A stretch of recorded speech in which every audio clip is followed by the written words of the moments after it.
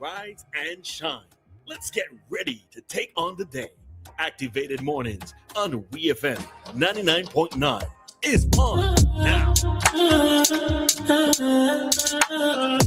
All right, so then with the kind compliments of flow this morning, it's time to hear commentary from Live Compton. Good morning to you, Live.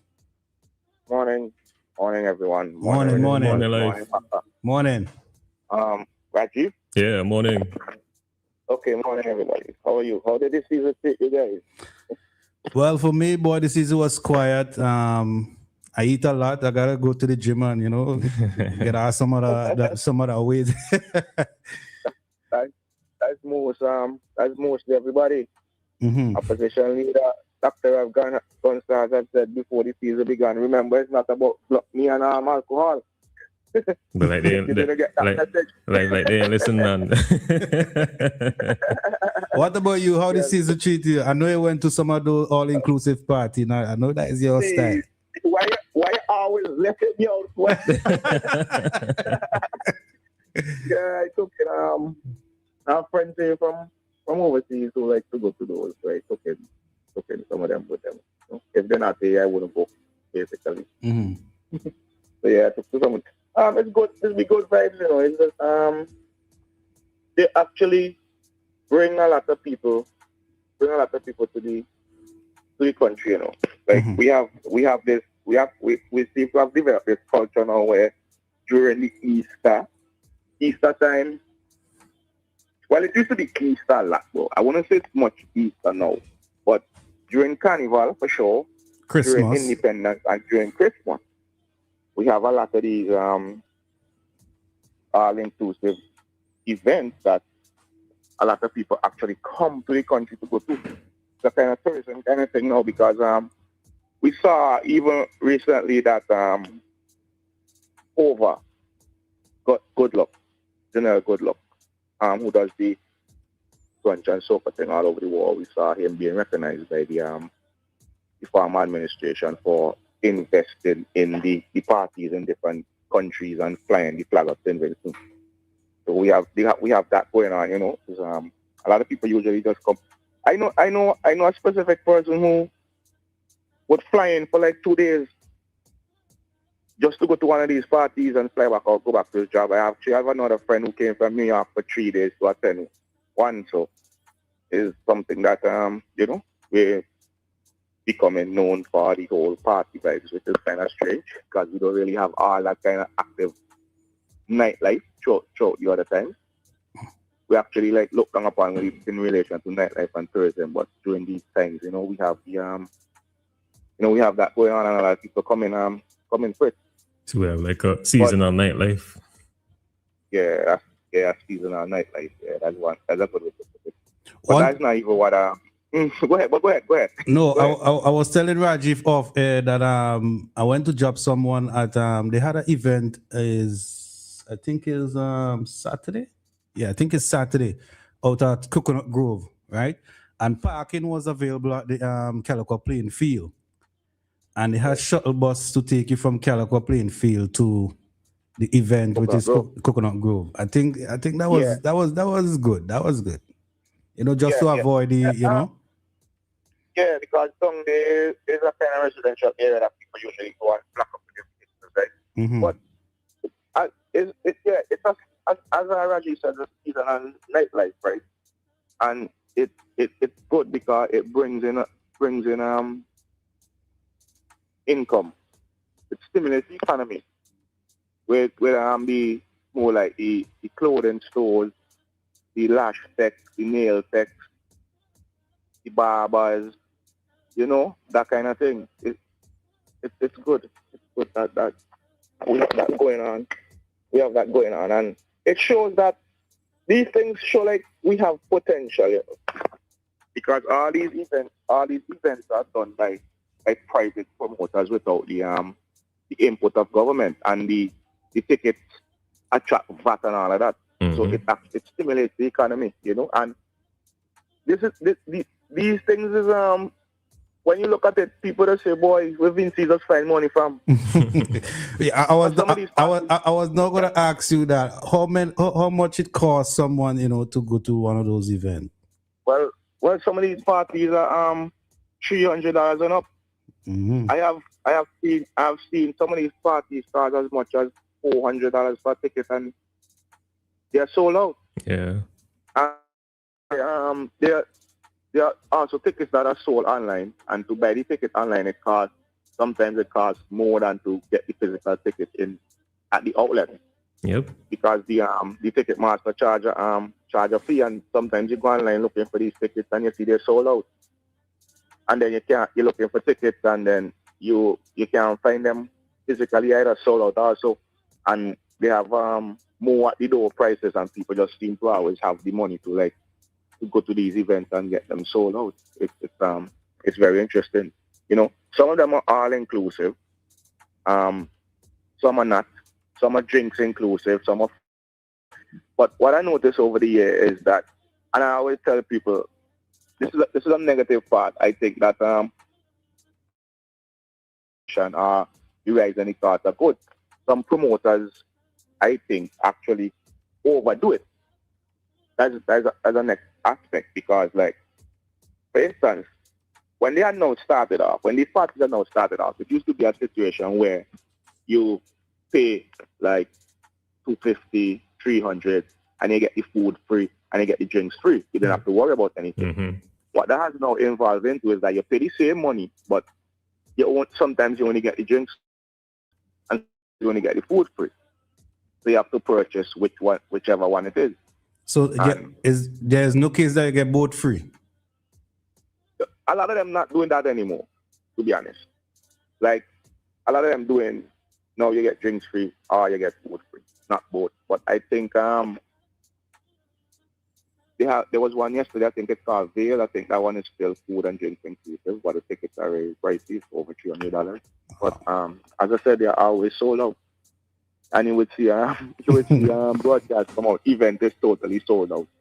And that doesn't stop people from turning up at the gate and looking to pay $400, $450 more for the tickets or whatever. It's a thing that, But you notice these days, this is kind of the event that people like to go to. Yeah. You dress up, and you have your own table. And there's another thing. I mentioned barbers and nail tech and lash tech. The dressmakers, the local dressmakers also make significant income from when they have these events, especially like the one yesterday, Veil. These girls go to these local dressmakers $600-$700 for a dress, $800 for a dress, And it's really that's what happens, right? There's a lot of people, a lot of young people, to middle-aged people are focused on these events and usually go, spend these exorbitant amount of cash to turn up and turn out at these events, right? As I say, it's something that people could look into. During Carnival, y'all have me side track with this. but during the Carnival season, right? If it's not for these local promoters, right? The Carnival wouldn't be said much, as we just say. The local promoters are what make Carnival.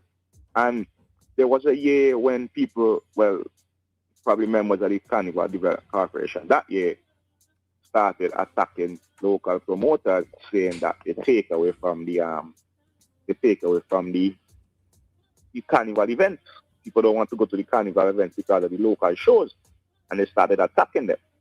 And maybe the former Prime Minister opposition leader, he recognized the importance of these events, and he had said straight up that the CDC does not have the authority to block these events, so just leave the private promoters. And it was a good thing that they said that, because these events are what make the Carnival. Mm-hmm. This year Carnival did not, the shows for CDC, except for the return of Skinny Fabulous to Soca Monarch. I don't think none of these CDC shows did any differently than the years gone by. because the only reason Soca Monarch actually came back is because Skinny came back and it brought back the crowd to Soca Monarch. And to be honest, I'm not even sure if that show operated at a profit, really and truly. And the other events that CDC held, it was just the same thing as hardly any attendance. And while some people used to look in the past to blame private promoters for taking away from the city events, that is not the CDC events. That is not the case at all. It's just that these, like, I don't know, people just not interested in going to. I don't think we have 3,000 people interested going to Victoria Park to look at Pan for some reason. And I don't think we have anybody interested in going to Victoria Park to look at the mass. And it's not, and I don't know, it's just something that died over the years. Because I remember that youngster. Go ahead. No, I was gonna ask you. There are some other private events like the color fets and all those events. Those events and all are even dying. Yeah, that you think so? I see some of these events privately done have some serious crowds over the season. I see that. You know, I don't know what happened. It's just that the events for CDC do not attract people, except for the return of people to Soca Monarch. I mean, I went to Soca Monarch last year. I think it was last year. And I left one of these private events to go to Soca Monarch. I left one to go to all-inclusive, one to go to Soca Monarch. And I was surprised of the turnout in part. The turnout wasn't anything. It was like, I was like, Soca Monarch is literally dying. The biggest event that and that was dying. Even like late into the night, because the first hour to Soca Monarch, the crowd doesn't really build up until they get into the closer to the power segment. Yeah. So there was some yeah, for real. But there was some people that left the event that I was at also to go to Soca Monarch and they were disappointed. Now, getting Skinny to come back is what really brought back Soca Monarch.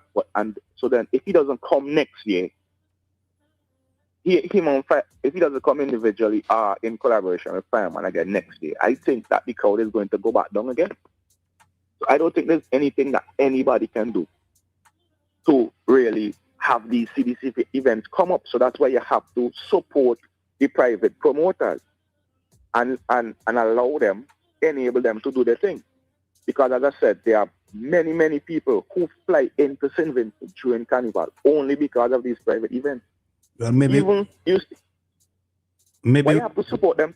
Go ahead. Maybe we need to do Soca Monarch like all-inclusive and see how it goes.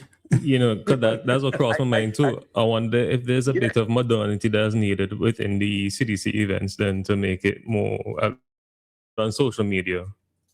What I was suggested, right, is that they see a way they could collaborate with these private promoters.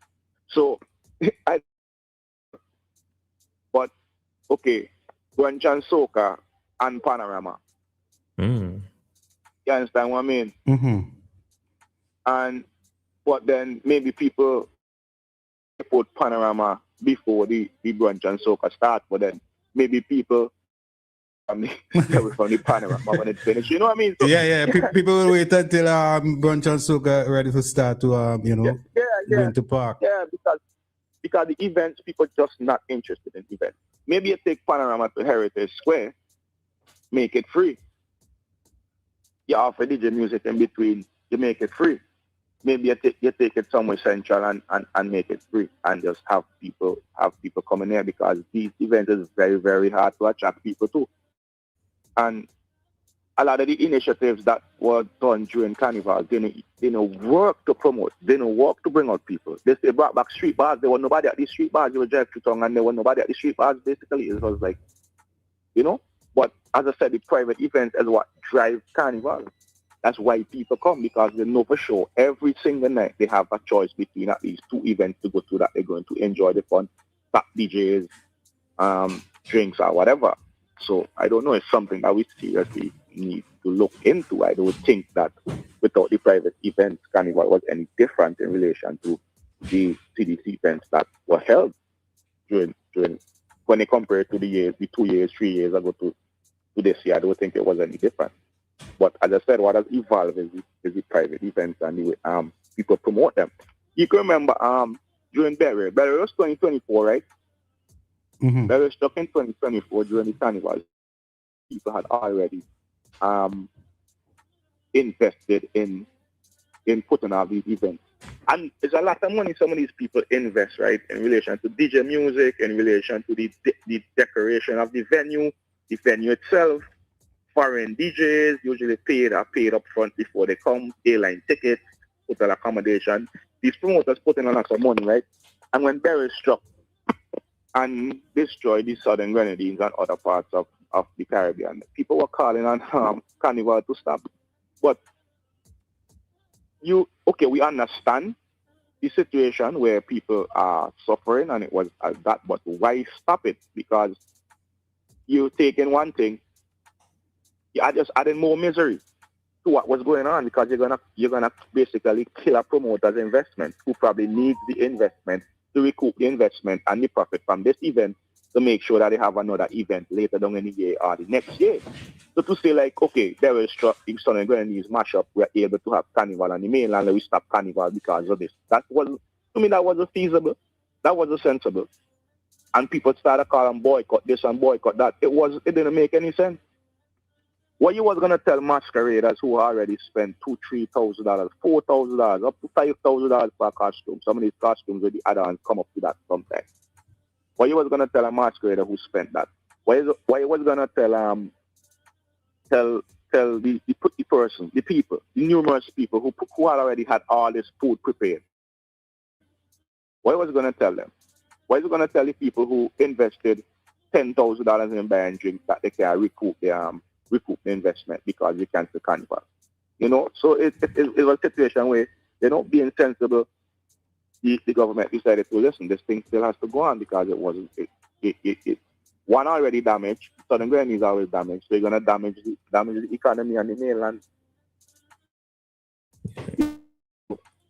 Yeah, as I said, moving forward, maybe the CDC should look in promoters to push some of these events. Look at the biggest event in St. Vincent every year is Climax. Climax is coming up on January 1st. Yeah. It's the biggest event in the country. And it's privately promoted by 3 people. You know what I mean? And it's so entrenched in the culture now. Is that they don't really even have to do a lot of advertising about it. Exactly. But most of those private events, they don't really advertise well on radio. Yeah, because people know. They do more social media push. You know, people know. And as I said, they should look at Climax. It's an all-inclusive pool effect. Yeah, and the tickets are not that expensive, right? They're not that expensive. It's $40 and $50. The VIP is probably $170 or something like that. And everybody knows the only thing to do on January 1st is go to Climax. Mm-hmm. And the venue is also known and well used and utilized. So as I said, maybe CDC needs to look at some of these events, team up with some of these promoters, offer them incentives, whether a free venue, a free stage or whatever, because CDC owns the stage and stage is a lot of money to pay for. Maybe we could look at that, because as I said, some of these promoters have it locked. You know, we even see them these private promoters entering into Mardi Gras. The modern bands taken away from the traditional bands, killing the traditional bands, and the only traditional band that seems to have managed to transition over is Mirage. Because Mirage was there along with the other bands, as far as I can remember, Quebec. I was growing up, you would always hear about Mirage, and there are times when Mirage won, the overall mass competition. There were times when Mirage won that, and Mirage has been able to transition into the modern party band era. So on the street on Carnival Tuesday, you see Mirage and you see Oxygen, and these bands have all these masqueraders, and some of the traditional bands might daily scrape 500 people. a 400, 300 people. Some of them probably like 100, 200. The other one, but these modern traditional African and Mirage and but sometimes adrenaline, they manage to snatch the majority of the people. Yeah. So some collaboration needs to be done, and some investigation and some analysis and looking into. Just cutting in here. I mean, this is Gerald Thompson. You know, yes. I wanted to get an idea from your point of view. Is it that CDC is incapable of making a profit and only enterprises who entrench, who know a certain level can make a profit? And therefore, with collaboration, is it that they would make less losses from just renting their stage and so forth and that sort of thing? Is that what's being, but they're not geared towards making a profit? And how entities that may not always make a profit because they feel like Panorama and Calypso competition and so forth, is it that they need private sector promoters involved in those type of events, or would private sector promoters run away from those events because they are not the new model, and therefore CDC is still labored and lumbered with the entities that make the revenue of the to basically, expand and do regional and international promotion that they need to do? How do you balance really that private sector, other than outside the world of collaboration? How do you really get it done that all entities are happy? Well, what I think, right, is maybe people should stop be thinking that CDC is there to make a profit. Maybe you have to start there. And maybe they advertise themselves more of an enabler than somebody in the business to make a profit. Because we see every year people complain that these shows are empty and nobody goes and they're boring or whatever. So maybe CDC should start pushing that we are here to operate and make a profit. Because that's what people focus on. Oh, the crowds are small, CDC spends money. Maybe they should push it and say, well, we're not really here to make a profit. We're just here to help the culture carry on. We're here to enable it because the CDC is heavily subsidized. And it's a known thing, like over the years, that there was some, well, from my observation, CDC, there was some issue with funding CDC over the years. See the prize giving ceremony taking extremely long to happen, where people were complaining that, we had to wait 3-4 months. So as I say, maybe they should start push the narrative that we are here to full Panorama or full Calypso, Mardi Gras of patrons. Maybe they should just push the vibe that we are here to enable the culture, to help it to carry on. And if in between, we could collaborate with a private promoter and just make less loss. Yes, I know we can't prolong this, but I'm making the point. Does it then mean you abandon Panorama because it's not money making? Do you abandon Calypso? How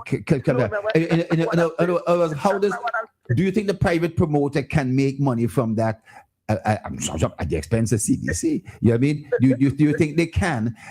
Or do you think the private promoter says, nah, I need a show on the tarmac, some nice tents, people dress up, some nice food and things like that, a nice fete, and that's the trend, and everybody go in that trend. Right. I think they might have 1 or 2 private promoters who can help these events tradition.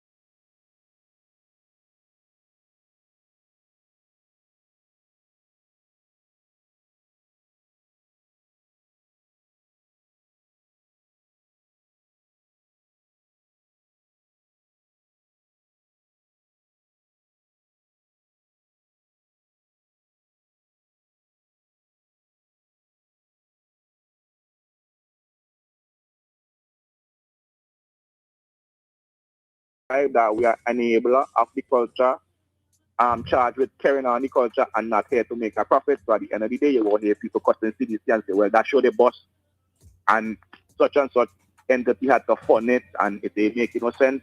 So yeah, push the vibe that we're just here to enable the culture to carry on more than to make a profit. Because it's going to be very, very, very hard. It has been very hard and it's continuing to be very hard for CDC to have full crowds in Calypso, full crowds in Panorama, Pan, full crowds in Junior March, full crowds in Junior Calypso and Soca. Not even before I can remember, like the Junior Calypso and Soca used to have a crowd of school children. These days it's not. You don't even really see that anymore.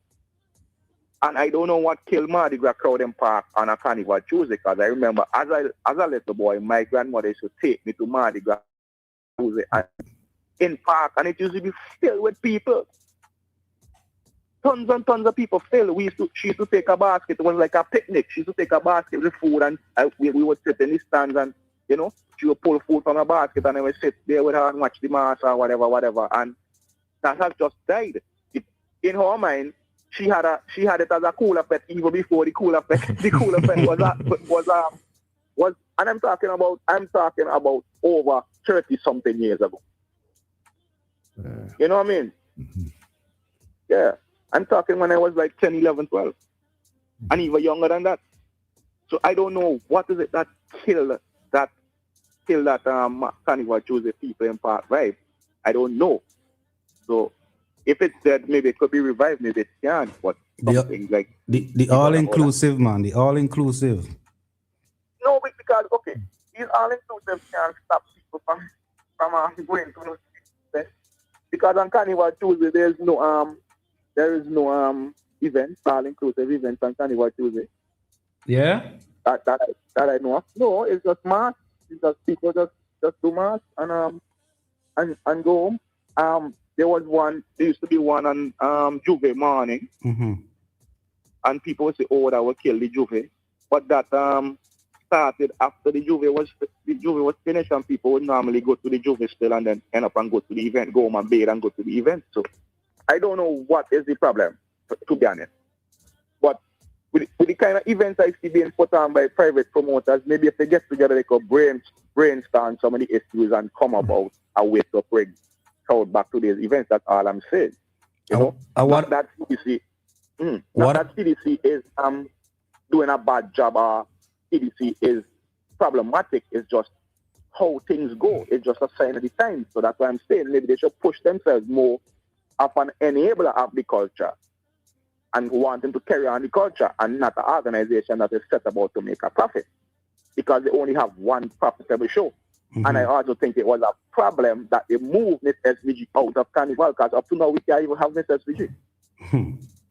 I think they should move. I think Miss SVG should be moved back into Carnival, because those are the two shows in Carnival for CDC that people look forward to, is Miss SVG and Soca Mona. And what I noticed with why they're moving from Carnival. What I noticed with these private events though is this private event begins all midday. Yeah, some of them begin 11, 10, 11. And still full with people. Yeah. What? So you're telling me, right? You can't start a CDC show at that time, though. People don't go. Yeah, people don't go. They try it with Panorama on a Sunday, and they don't really find it out. And I don't understand the last time we didn't have a Miss SVG was probably during COVID. Why in 2025 that we not have a Miss SVG? Someone said it was like that because of people were more concerned about elections, so they didn't have Miss SVG. So we're going into the whole of 2025. We're not gonna have a transition of Miss SVG. So even more reason why we should have just left it in Carnival. So I don't really like that, you know what I mean? But I don't know if I got over the time. Way over time. Sorry, my apologies for asking your question too.